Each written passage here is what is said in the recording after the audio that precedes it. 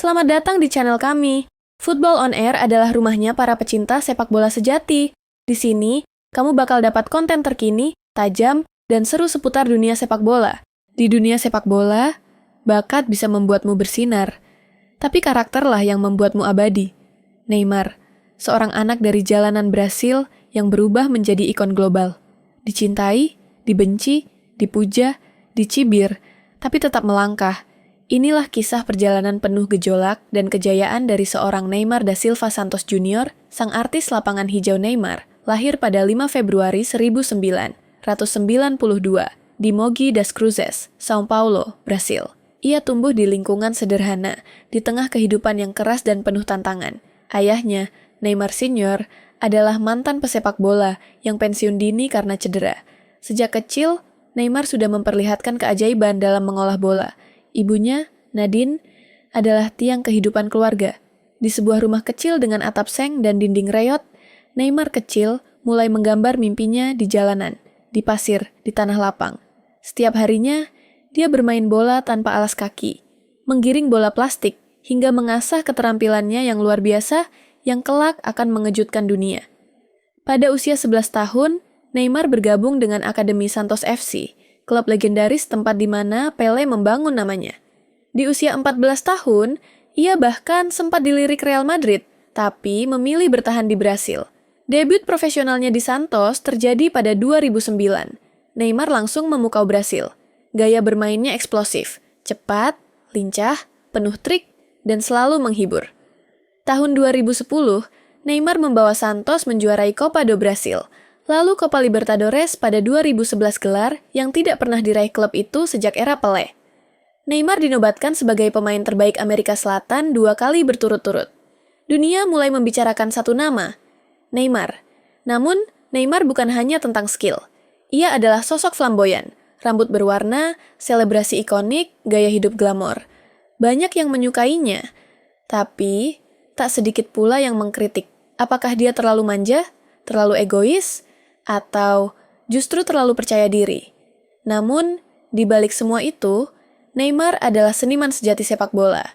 Setiap gerakan tubuhnya adalah tarian, setiap sentuhan adalah seni, dan setiap pertandingan adalah panggungnya. Brasil menaruh harapan besar kepada Neymar. Pada Piala Dunia 2014, di tanah kelahirannya, Neymar menjadi simbol harapan. Ia tampil luar biasa di fase grup. Namun di babak perempat final melawan Kolombia, semuanya berubah.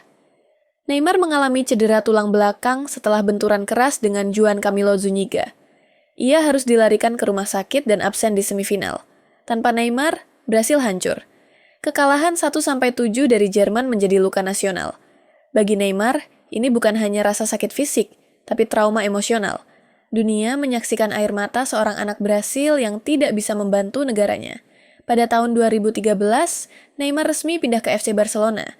Kepindahan ini sempat diliputi kontroversi karena detail kontraknya yang tidak transparan. Namun di lapangan, Neymar menjawab semua keraguan.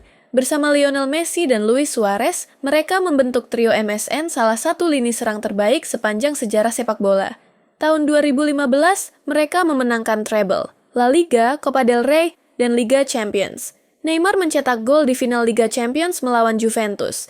Ia bukan lagi hanya bintang Brasil, tapi superstar dunia. Tahun 2017, dunia terbelalak. Neymar pindah ke Paris Saint-Germain dengan biaya transfer 222 juta euro dalam sejarah sepak bola. Alasan kepindahannya, ia ingin keluar dari bayang-bayang Messi, ia ingin menjadi bintang utama. Di PSG, Neymar adalah pusat permainan. Ia memenangkan banyak gelar domestik, mencetak gol demi gol, dan membawa PSG ke final Liga Champions 2020. Tapi cedera kembali menghantui. Dalam beberapa musim, Neymar lebih sering absen di fase-fase penting karena masalah otot atau pergelangan kaki. Kritik kembali datang, gaya hidupnya, pesta ulang tahun, perjalanan ke Brasil. Tapi satu hal yang tak bisa disangkal, bakatnya tetap ajaib. Piala Dunia 2018 di Rusia menjadi ajang pembuktian. Namun Brasil tersingkir di perempat final oleh Belgia. Neymar dikritik karena terlalu banyak diving, bahkan menjadi bahan meme global. 4 tahun kemudian, Piala Dunia 2022 di Qatar. Neymar kembali memikul harapan Brasil.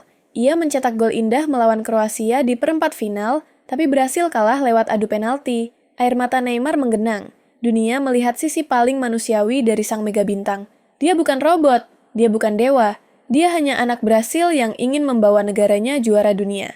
Di balik gemerlap, Neymar juga menghadapi masa-masa kelam, tuduhan pemerkosaan yang akhirnya gugur, cedera berulang, dan tekanan media yang tak kenal ampun.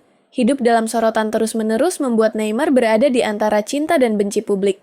Namun di saat banyak yang mencibir, menyebutnya memilih uang ketimbang kompetisi. Tapi bagi Neymar, ini adalah lembaran baru. Di usia 31, ia mulai melihat sepak bola dari sisi lain. Bukan sekadar trofi, tapi warisan. Mewariskan semangat, membantu liga-liga berkembang, dan tetap menjadi sorotan dunia. Neymar adalah simbol era baru sepak bola. Flamboyan, digital, dan global. Ia adalah pesepak bola dengan jutaan pengikut di media sosial. Seorang ikon budaya pop. Namun, warisan Neymar tidak sederhana. Ia tidak seperti Messi atau Ronaldo. Ia bukan sosok sempurna.